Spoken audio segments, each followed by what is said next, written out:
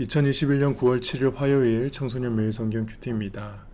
오늘은 갈라디아서 3장 19절에서 29절 이제는 이라는 제목을 가지고 함께 연애를 나누기 원합니다. 그렇다면 율법은 무엇을 위해 있습니까? 율법을 사람에게 주신 것은 하나님께서 약속하신 아브라함의 특별한 자손이 오실 때까지 죄가 무엇인지를 밝히기 위해서입니다.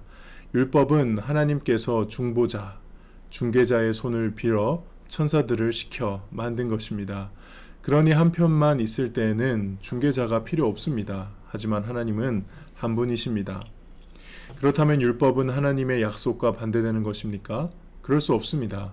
만약 사람에게 생명을 주는 율법이 있었다면 우리는 그 율법을 지킴으로써 의롭다함을 얻었을 것입니다. 성경은 온 세상이 죄에 갇혀 있다는 것을 보여주었습니다. 이는 믿음을 통한 약속을 주시기 위한 것으로 오직 예수 그리스도를 믿는 사람들만 받을 수 있습니다.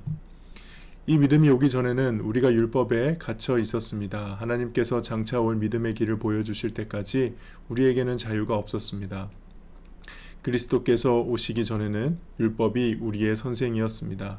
그러나 그리스도께서 오신 뒤에는 우리가 믿음으로 인해 의롭다함을 받을 수 있게 되었습니다. 이제 믿음의 길이 나타났으므로 다시는 우리가 율법에 갇혀 있을 수 없습니다. 여러분은 그리스도 예수를 믿는 믿음을 통해 하나님의 자녀가 되었습니다.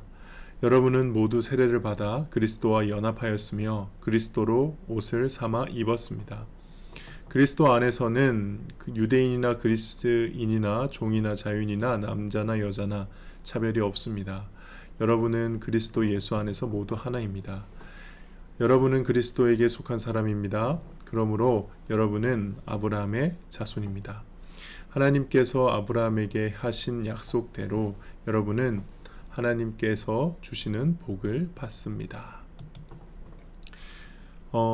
첫 번째 19절은 율법의 특징을 설명해 주고 있는데 무엇보다 죄가 무엇인지 밝히기 위해서 하나님이 율법을 주셨다라고 되어 있죠. 앞에 보면은 어제 큐티를 못했지만 어제 내용과 이렇게 이어져서 19절을 보니까 그렇다면 율법은 무엇을 위해 있습니까? 라는 이야기가 나오잖아요. 이 앞에 나와 있는 내용은 이제 비교하고 있는 거예요. 아브라함과 하나님의 그 언약의 관계와 그 다음에 율법은 모세에게 주신 이스라엘 백성에게 모세를 통해서 주신 십계명을 비롯해 주신 율법이잖아요. 토라. 그래서 이 두 개를 비교를 하고 있는 거예요. 비교를 하면서 어떤 게 더 우월하냐, 어떤 게 더 이렇게 하나님과의 관계에서 진짜냐라고 했을 때 이 앞에 있는 이 하나님과 아브라함의 그 언약의 관계가 더 먼저다라고 얘기를 하고, 그렇다면 율법은 뭘 위해 주어졌느냐? 율법은 그 아브라함의 언약에서 약속하신 예수님이 오시기 전까지 죄가 무엇인지를 밝히기 위해 한계적으로 하나님께서 허락하신 것이다. 그런 이야기를 하고 있습니다. 그래서 어쨌든 율법이 가지고 있는 어떤 중요성과 불완전성을 다 이야기하는 거예요. 율법이 필요한 겁니다. 율법은 중요한 겁니다. 그런데 우리를 구원하기 위해서 충분한 건 아니에요. 왜냐하면 진짜 우리를 구원하시는 분은 아브라함과 언약을 맺었을 때 약속하신 그 특별한 자손 예수 그리스도를 통해서 우리가 구원을 받는 거니까. 그래서 율법을 통해 죄를 깨닫지만 율법이 죄를 없애지는 못한다. 이런 메시지를 주고 있습니다. 그와 더불어서 계속 아까 말씀드렸죠. 그 아브라함과 하나님이 직접 맺으신 언약하고 모세의 언약은 사실 모세의 율법은 하나님이 모세를 통해 이스라엘 백성이 주셨는데 그 모세조차도 사실은 하나님과 모세 사이에 천사라는 중개자가 있었던, 그래서 아브라함의 언약은 직접 하나님과 만난 언약이기 때문에 이게 훨씬 더 우월한 것이고 사실 이걸 이루기 위한 과정으로 율법을 주신 것이다 라고 말씀하는 겁니다. 이렇게 율법에 대해서 안 좋게 얘기하니까 사람들은 그럼 율법 필요 없는 거네요? 이렇게 생각할까봐. 그렇다고 그건 아니다. 율법은 하나님의 약속과 반대되는 게 아니라 결국은 율법이 하나님이 주시는 그 믿음의 길, 예수님을 믿음을 통해서 구원받을 수 있게 되는 그 길을 만들기 위한 그 과정으로서 세상이 죄에 갇혀 있다는 것, 그 예수님이 필요한 우리는 예수님이 필요한 존재라는 것을 알려주기 위해 부분적으로 그 역할을 한다. 중요한 역할을 한다. 근데 결정적인 역할을 하는 건 아니다. 이렇게 설명하고 있는 겁니다. 좀 오늘은 내용이 어렵네요, 우리 친구들. 그래서 두 가지 첫 번째 23절에서 24절 보면은 메시아가 오기 전에, 예수님 오기 전에는 율법이 우리의 선생이었다. 일종의 우리가 무서운 선생님 안에 갇혀 있는 그런 그림을 보여주고요. 그 메시아가 오시고 나서부터는 우리는 이제 율법에서 해방이 되었다. 우리는 그냥 예수님을 믿음으로 율법을 잘 지켜서 하나님의 자녀가 되는 게 아니고 구원받는 게 아니라 예수님을 믿음으로 구원을 받게 된다라고 하는 거죠. 그리고 그 믿음으로 구원받게 되는 것이 바로 다름 아니라 아브라함의 자손이 되는 거다. 구약 처음에 나왔던 아브라함과 하나님이 맺으셨던 그 언약, 이거죠.